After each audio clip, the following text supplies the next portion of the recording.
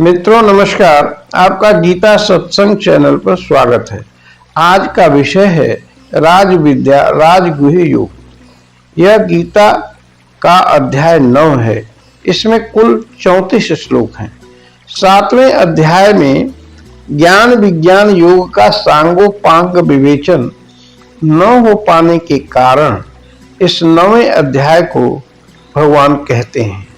जो लोग नए हों वे कृपया चैनल को सब्सक्राइब कर दें। तो आइए इस अध्याय का पहला श्लोक पढ़ते हैं।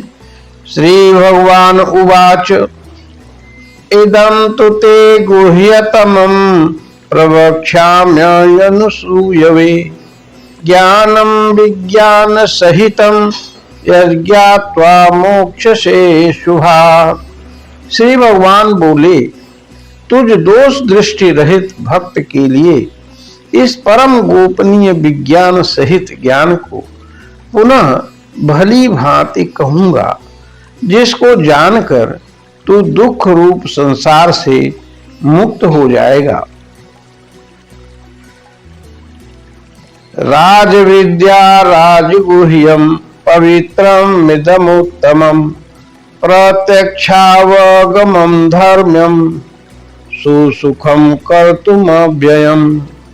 यह विज्ञान सहित ज्ञान सभी विद्याओं का राजा, सब गोपनीयों का राजा, अति पवित्र, अति उत्तम, प्रत्यक्ष फल वाला, धर्मयुक्त, साधन करने में बड़ा सुगम और अविनाशी है।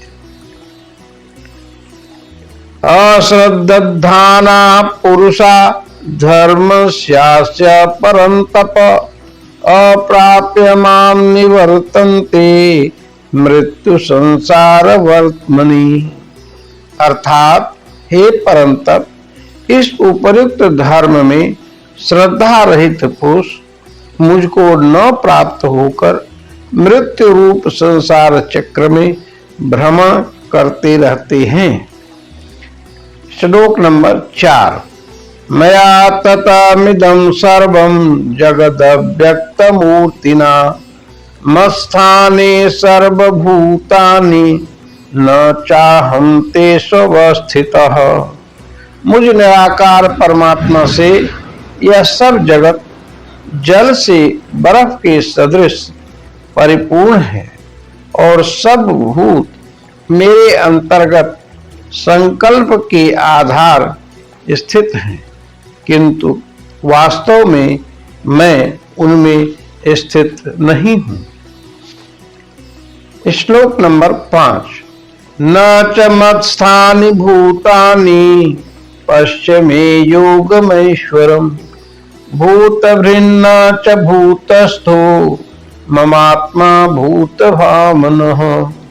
अर्थात वे सब भूत मुझ में स्थित नहीं है, किंतु मेरी ईश्वरीय योग शक्ति को देख कि भूतों का धारण पोषण करने वाला और भूतों को उत्पन्न करने वाला भी मेरा आत्मा वास्तव में भूतों में स्थित नहीं है। श्लोक नंबर 6। यथाकाश स्थितो नित्यं वायुः सर्वत्र गो महान् तथा सर्वाणि भूतानि मत्स्थाने तुपधारय। जैसे आकाश से उत्पन्न सर्वत्र विचरने वाला महान वायु सदा आकाश में ही स्थित है, वैसे ही मेरे संकल्प द्वारा उत्पन्न होने से संपूर्ण भूत मुझ में स्थित हैं, ऐसा जान। सर्वभूतानि कौन्तेय प्रकृतिं यान्ति मामिकम् कल्पक्षये पुनस्तानि कल्पादौ विसृजाम्यहम्। हे अर्जुन, कल्पों के अंत में सब भूत मेरी प्रकृति को प्राप्त होते हैं, अर्थात प्रकृति में लीन होते हैं, और कल्पों के आदि में उनको मैं फिर रचता हूँ। श्लोक नंबर 8। प्रकृतिं सामवष्टभ्य विसृजामि पुनः पुनः भूतग्राममिमं कृत्स्नं अवशं प्रकृतिर्वशात्। अर्थात अपनी प्रकृति को अंगीकार करके स्वभाव के बल से परतंत्र हुए इस संपूर्ण भूत समुदाय को बार बार उनके कर्मों के अनुसार रचता हूँ। न च मां तानि कर्माणि निबध्नन्ते धनंजय उदासीन अवदासीनम असक्तम तेषु कर्मसु। हे अर्जुन, उन कर्मों में आसक्ति रहित और उदासीन के सदृश स्थित मुझ परमात्मा को वे कर्म नहीं बांधते हैं। श्लोक नंबर 10।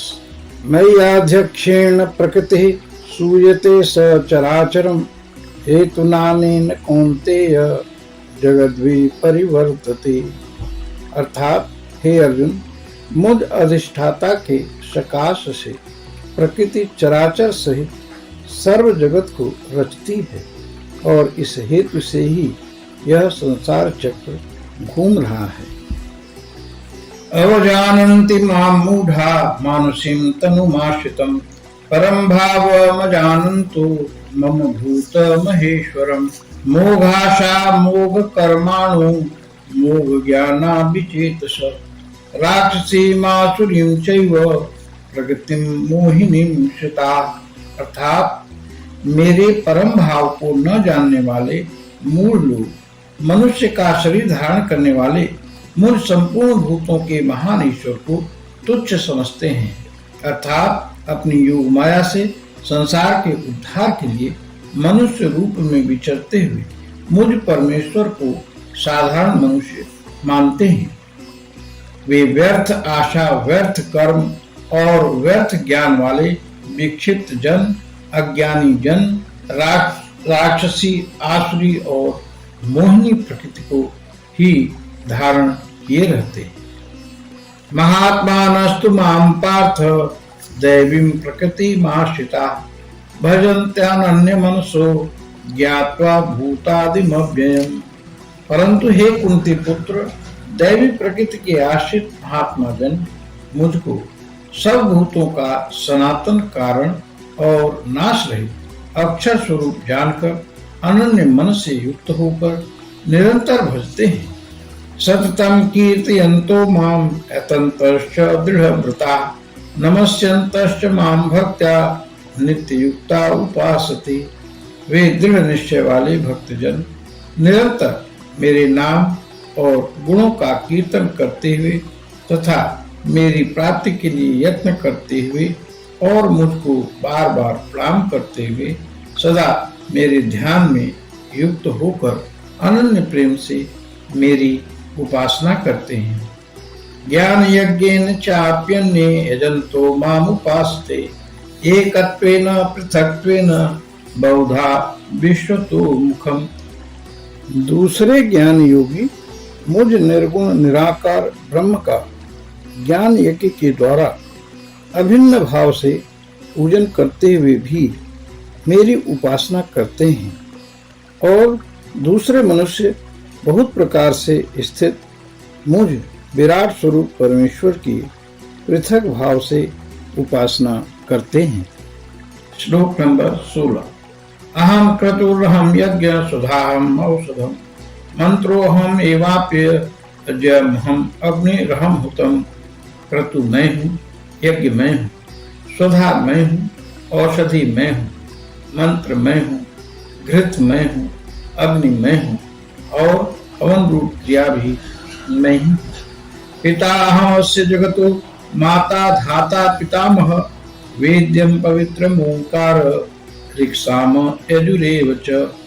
इस संपूर्ण जगत का धाता अर्थात धारण करने वाला एवं कर्मों के फल को देने वाला पिता, माता, पितामह, जानने योग्य पवित्र ओंकार तथा ऋग्वेद, सामवेद और यजुर्वेद भी मैं ही हूँ।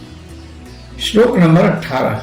गतिर्भर्ता प्रभु साक्षी निवासः शरणं सुहृत् प्रभवः प्रलयः स्थानं निधानं बीजमव्ययम्।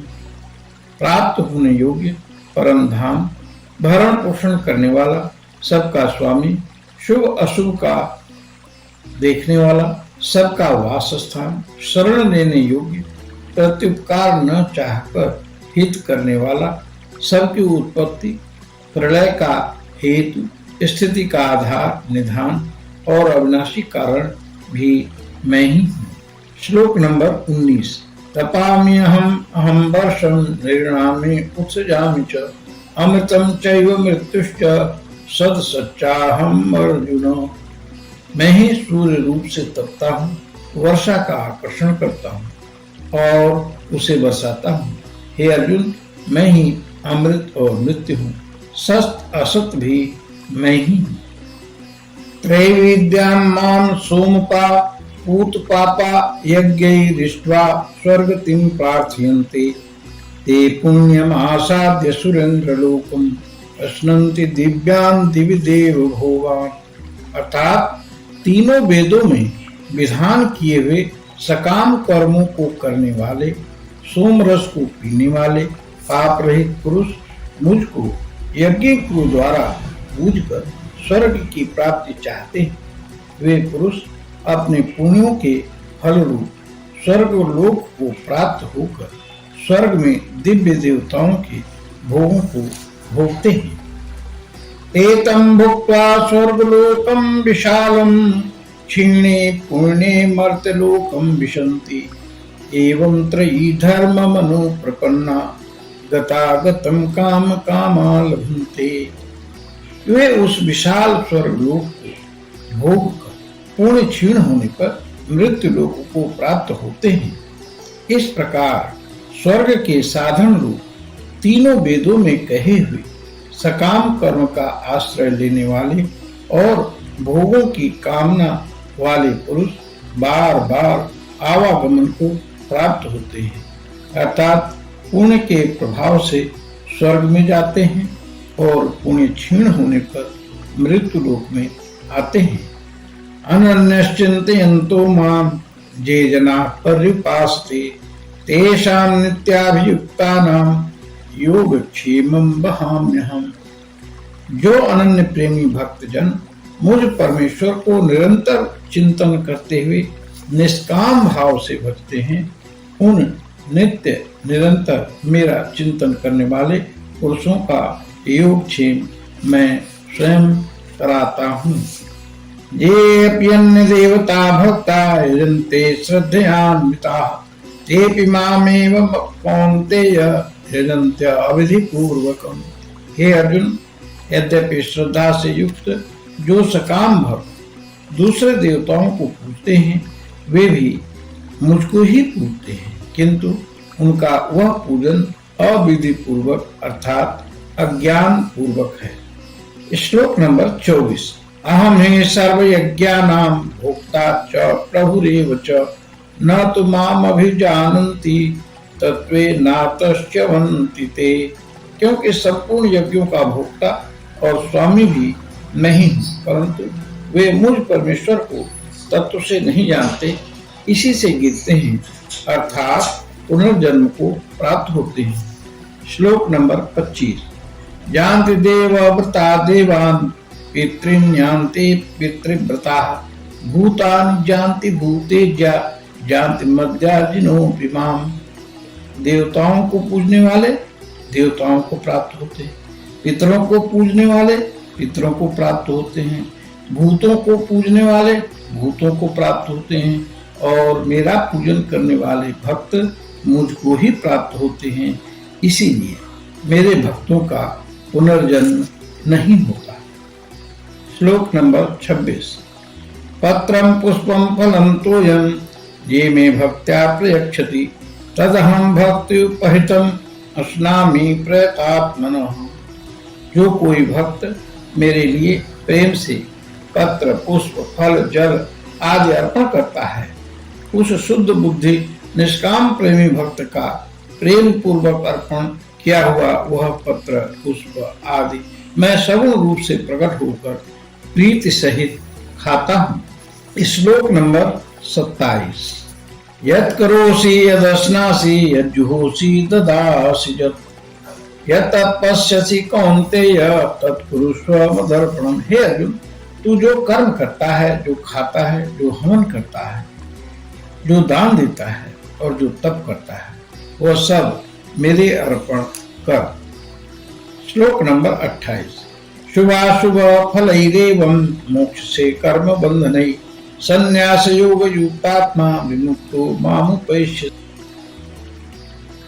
इस प्रकार जिसमें समस्त कर्म मुझ भगवान के अर्पण होते हैं, ऐसे संन्यास योग से युक्त चित्त वाला तो शुभाशुभ फल रूप कर्म बंधन से मुक्त हो जाएगा और उनसे मुक्त होकर मुझको ही प्राप्त होगा।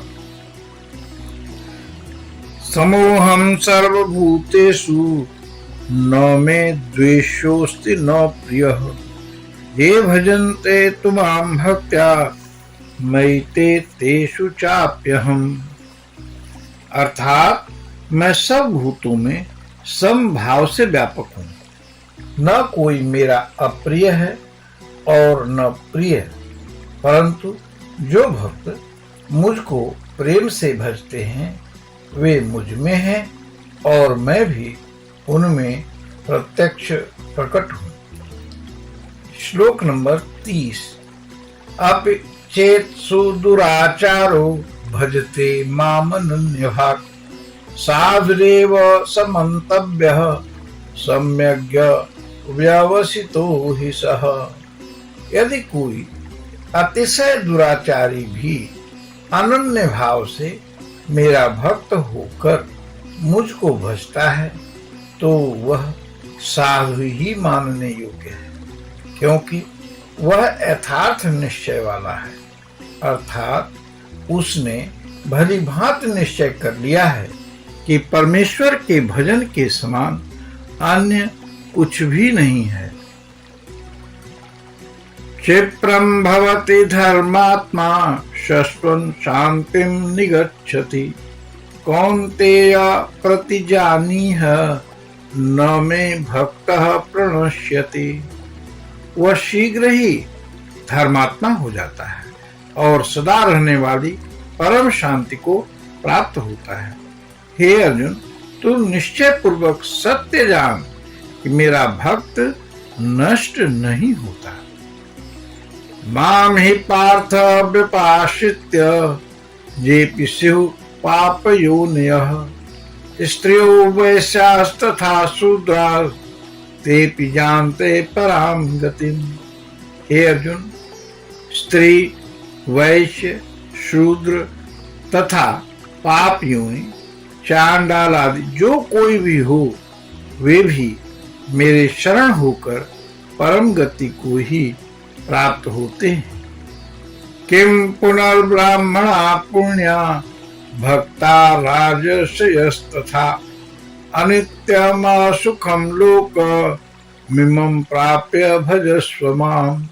अर्थात फिर इसमें तो कहना ही क्या, जो पुण्यशील ब्राह्मण तथा राजर्षि भक्तजन मेरी शरण होकर परम गति को प्राप्त होते हैं, इसलिए तो सुख रहित और क्षण भंगुर इस मनुष्य शरीर को प्राप्त होकर निरंतर मेरा ही भजन कर। मन्मना भव मद्भक्तो मद्याजी माम नमस्कुरु मामेव वैश्यसि युक्तैव मात्मानं मत्परायणः। अर्थात मुझ में मन वाला हो, मेरा भक्त बन, मेरा पूजन करने वाला हो, मुझको प्रणाम कर। इस प्रकार आत्मा को मुझ में नियुक्त करके मेरे परायण होकर तू मुझको ही प्राप्त होगा। यहीं पर इस अध्याय का उपसंहार होता है। ओम तत्सदिति श्रीमद्भगवद्गीतासु उपनिषत्सु ब्रह्म विद्यायां योग शास्त्रे श्री कृष्ण अर्जुन संवादे राज विद्या राजगुह्य योगो नाम 9वां अध्याय। हम अपनी वाणी को यहीं विश्राम देते हैं। आइए भगवान का नाम लेते हैं। हरि ओम तत्सत, हरि ओम तत्सत, हरि ओम तत्सत। आप सभी का बहुत बहुत धन्यवाद।